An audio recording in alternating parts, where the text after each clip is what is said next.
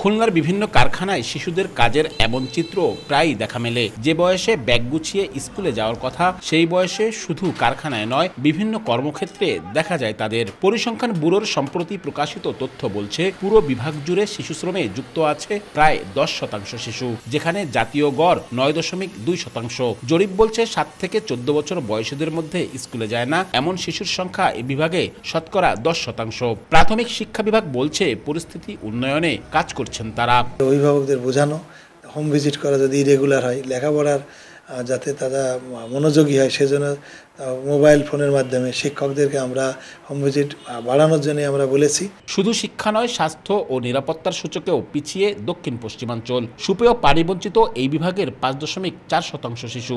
Basic sanitation পায় না 21.4% শিশু। দুই ক্ষেত্রেই যা জাতীয় গড়ের চেয়ে বেশি। সবচেয়ে উদ্বেগজনক তথ্য পাওয়া গেছে শিশুদের রক্তে সীসা প্রবেশ নিয়ে। খুলনা বিভাগের 12 থেকে 59 মাস বয়সী 17.8% শিশুর রক্তে সীসার মাত্রা স্বাভাবিকের চেয়ে বেশি পাওয়া গেছে।